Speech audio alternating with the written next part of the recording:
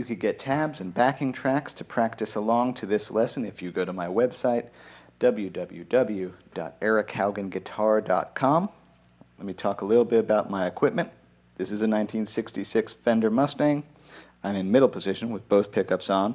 In the video, in the first portion, I'm actually neck pickup only. I'm having a little bit of electrical interference, so it's helping to have those both on. I'm going into my board using my Strymon Deco for a little bit of saturation and my Strymon Flint for a little bit of reverb in the room.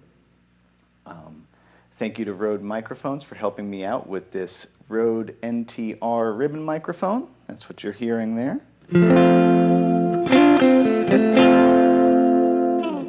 And yes, there's a link in the description for more information about my signal chain and how I process the guitar and how I work in GarageBand to make the sounds. So let's talk about this song. Let's get in there and play it. Perfect Day, Lou Reed.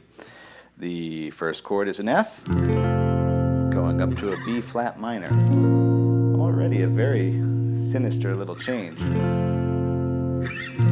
So that's its core. Now for me, I played my F the old school Neil Young, Bob Dylan way, where I grab pointer, middle finger, ring finger, pinky. If you don't use this one, I recommend it. I really like this F. It has a nice sound, and it sure is easy to get to like C and G and things like that.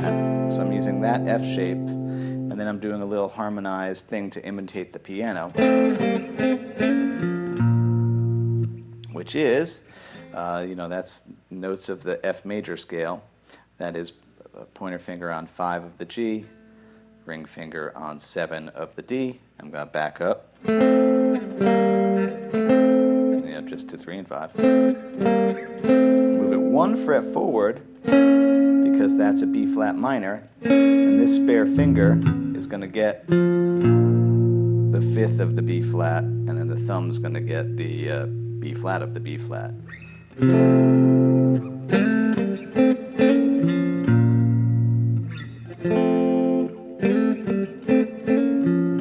that's the first part. That's the intro. Now verse. Let's look at the chords. It's going to be, B flat minor. Just a perfect day. Feed animals in the park. And later, when it gets dark, we go home. I think I got the lyrics right. Don't hold me to it. I can never remember lyrics properly. So it's a B flat minor. Again, I grab it thumb style. 6. And then I'm going to get the next B flat. That's ring finger on the 8, pointer finger on that 6, because that's just a, and that is pointer finger flat across 8 and 8 on the D and the G, and I'm going to use ring finger to hop out in front on the G. Little Hendrix fill, or R&B fill. A little R&B fill because it's implying on top of the E flat, that's that second chord. Because at this point, the song is actually here. And so I am doing a fill based off of this chord, a major pentatonic fill, which is just a hammer on from 8 to 10 to 8 and 8. And then I'm going to drop down with my thumb to this A flat chord. And then you're just going to get ready. Again, I'm visualizing bar chords. If you've watched my other videos, that's basically how I get around the fretboard. So I'm visualizing an A flat bar chord and aiming for the A, the C natural, and the E flat there on that 6, 5, 4, because that's Lou's vocal melody. This is the tricky bit. That's a wonky chord. The piano player does a neat sharp 11 chord on that. So what is that? I shall tell you what it is. That is pointer finger on 4 of the A, middle finger 5 of the D, pinky on 6 of the G, pointer finger barred to actually still be getting that 4 up top. Beautiful chord. You're not really going to use it too often though, I must warn you. Or maybe you will. Now, I stop the chord, or try to, with my hand, my right hand, to try and smoothly get that little slide back. So ring finger is going to come on and do a pull off. Notice my hand over here stop these higher two so I don't get a mess. So I don't get that. And slides back to 3 of the D. That's kind of one of the trickiest bits in this little arrangement. Because I'm trying to get the vocal melody and that piano lick on top of each other, and that's really the only way I could see to do it. If you find a better way, by all means do it. And then we're at a G flat. Again, visualize the bar chord shape. Oh, it just happens to be singing notes from that bar chord anyway. That's, 2, and then 3, 2, 2, 2, and then E flat minor, 6, 4, 3. Great shape. If you don't know it, I use this shape a lot.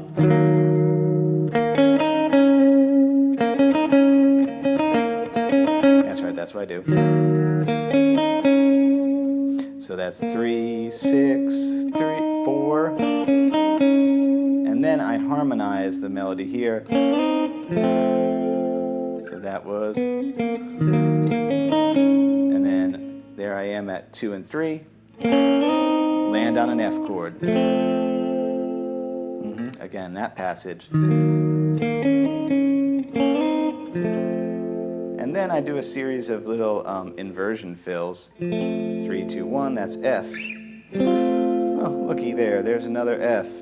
5, 7, 5, 6. Again, caged system, it would be that F.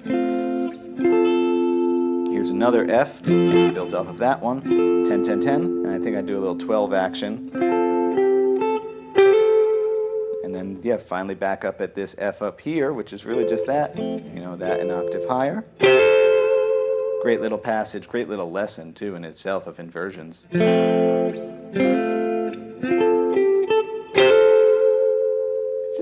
Just nice to fill the space. And then it goes all around again through verse,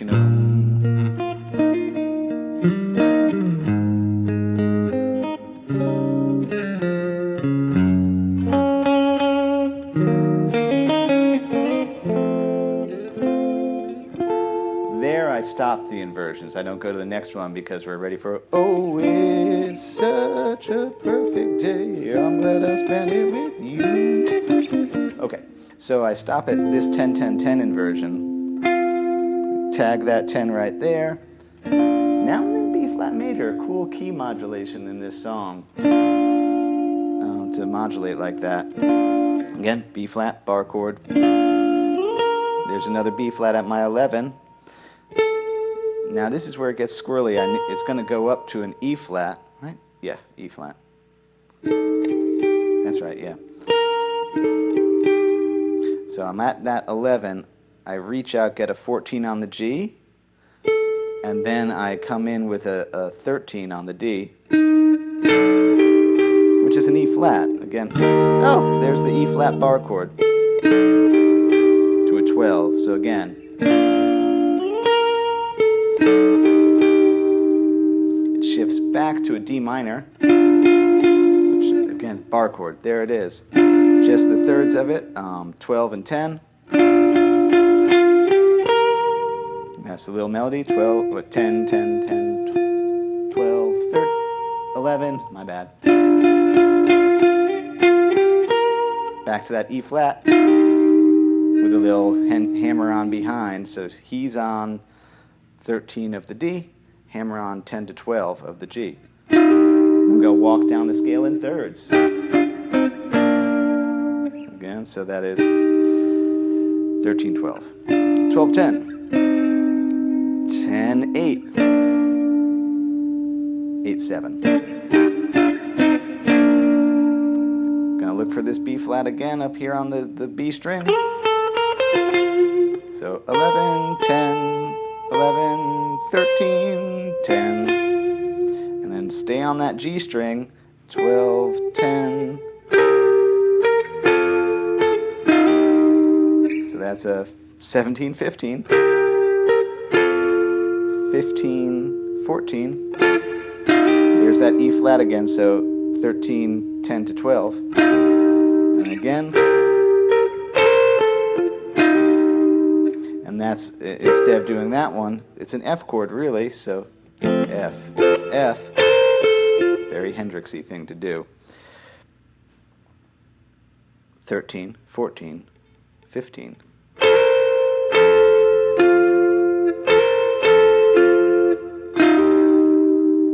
Very pretty. And then we're at the kind of bridgy part. And that chord progression is actually G minor, F, E flat, so it's the same thing again. You know, I tried many different ways. Well, I'll just show you what I do. That's a G minor, 12, 11, 10. And then you're just playing around with that 10 and 13.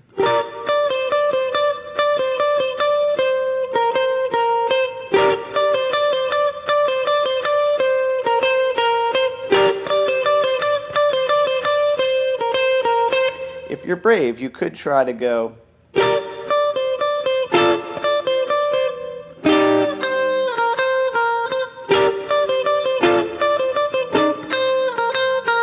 to try and get those chords in there. That would be, you know, there's an E flat there. There is,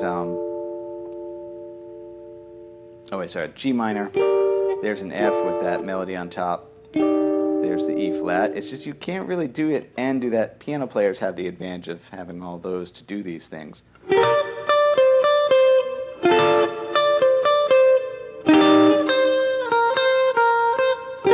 That would be one way to do it. I elected to not bother to do it that way because I just can't land it in time that way. But if you're, you know, maybe you can. My hands are sometimes just kind of clumsy. And then I think the last part is the,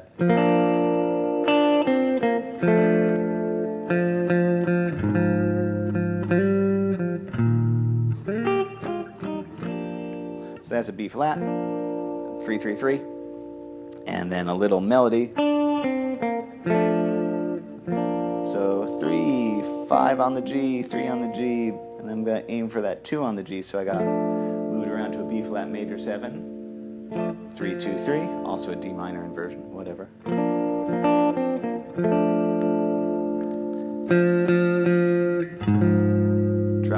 Switch it all the way around to get this bass drop here onto this A flat while that is still on the F, which is the 3rd fret. And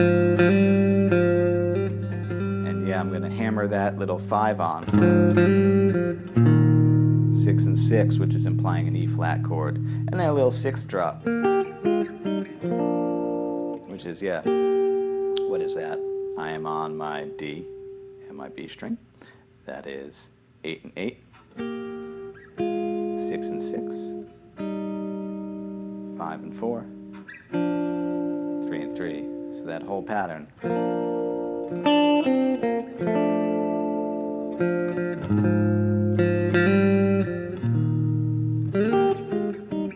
And I am doing hybrid picking on that. Let me rotate this way.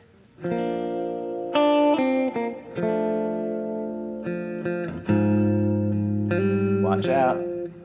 Oh, right here. You could, you know, if you're clever. I think it's cleaner.